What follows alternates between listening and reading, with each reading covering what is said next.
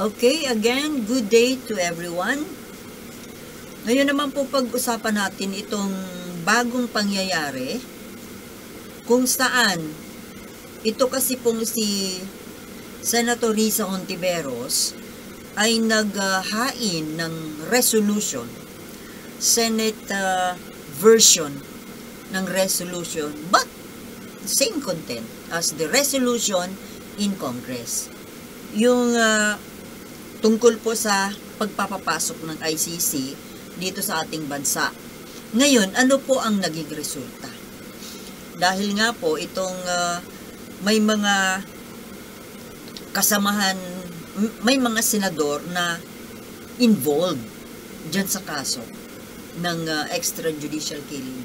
Kaya nagkaroon po ng privilege speech yung isa sa mga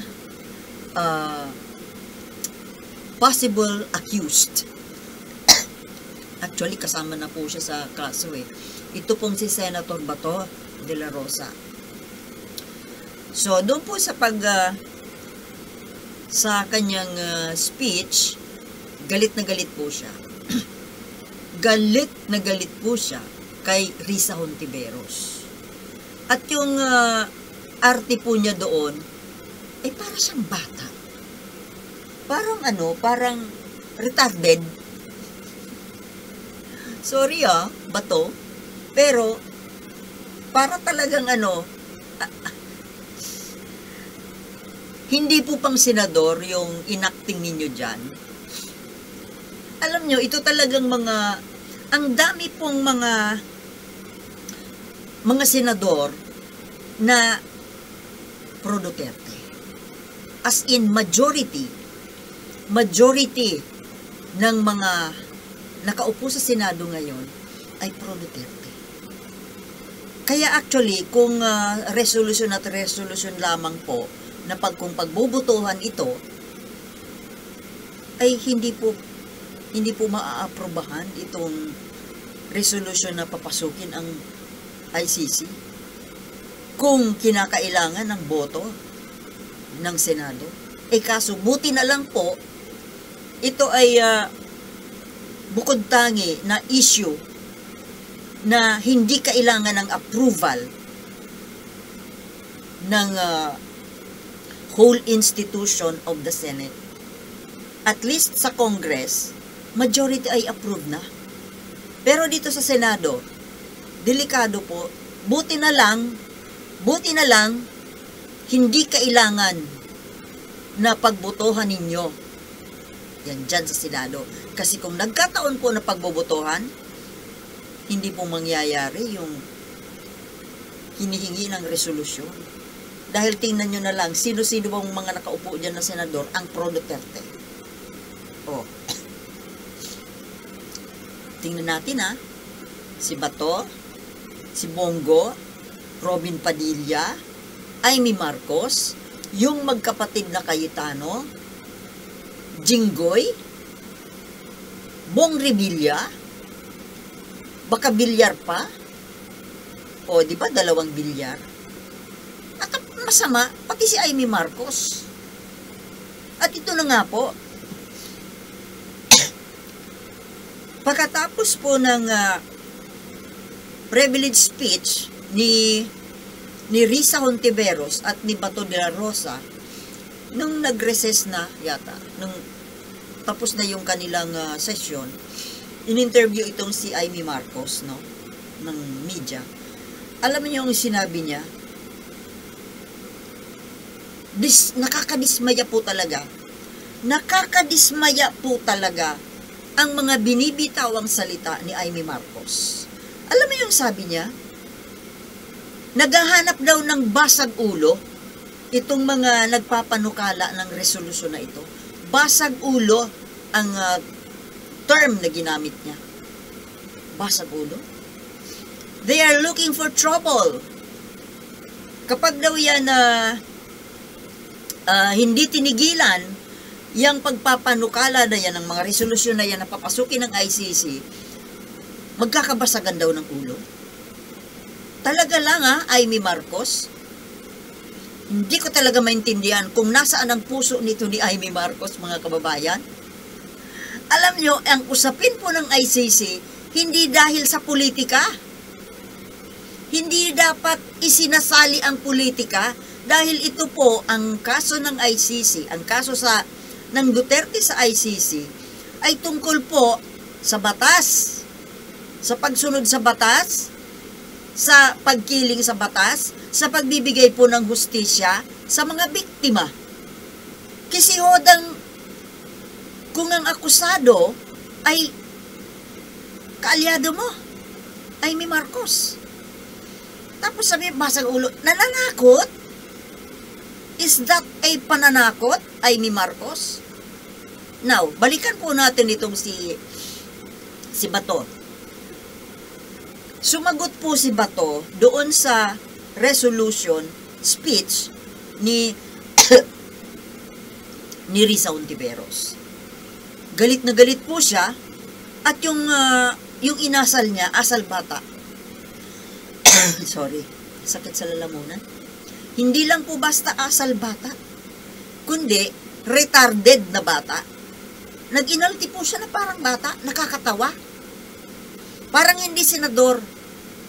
Alam niyo, nakakatawa talaga itong mga nakaupong senador na mga pro Duterte ay nakakatawa talaga sila. Hindi sila mga talagang pang-senado. Hindi mga statesmen. Hindi mga honorable. Well, hindi nakapagtataka na itong si Robin Padilla, tanggalin niya yung honorable doon sa pangalan niya. Dahil hindi naman talaga siya honorable. Tingnan mo naman ang pinagagawa ng mga ito. Parang bata. Kesyo, nakikipagniti daw si Risa. Patama niya kay Risa. Makikipagnitian daw sa'yo pero sasaksakin ka daw sa likod. Hello, ang pinag-uusapan po dito, trabaho. Trabaho bilang senador. Hindi po yung barkadahan. Senator Bato. At yun nga po, actually natatawa lang po si Risa Hontiveros Pero after that, at least nakipag-ayos itong si Risa, nilapitan niya si Bato, kinausap niya ng konti, pero talagang hindi siya pinapansin. Panay po ang text. Ewan ko sino tinetext, no? Hindi pinapansin si Risa. Siguro, nagpaliwanag si Risa, as in, yun din ang paliwanag niya sa interview na walang personalan, trabaho lang. At saka talaga naman, noon pa man, talagang ipinupush na ni Risa Hontiveros yung pagpapasok ng ICC. Dahil nga, para mabigyan ng hustisya ang mga biktima. Ang hindi po kasi nila maintindihan kung bakit tayo lumalapit sa ICC ay dahil nga ang kalaban ay napakamakapangyarihan. Na ultimong mga pulis, mga lawyers, yung korte ay takot. Sakit po ng lalamunan ko, sorry. Takot. Sobrang takot para sa kanilang buhay. Dahil alam nila kung anong gagawin sa kanila kapag kinalaban nila itong Duterte. Kaya nga humingi na lang ng tulong sa labas ng bansa itong mga biktima. At ngayon, buti na lang po na hindi si Sara ang nanalo, hindi si Sara naging pangulo. Dahil kung si Sara ay naging pangulo, wala na talagang patutunguhan itong kaso na ito. Goodbye na. Talagang 6 feet below the ground yung hustisya. Ngayon, buti na lang po na kahit hindi po aprubahan ng Kongreso at Senado, solamente ang magdedesisyon po ay ang Pangulo.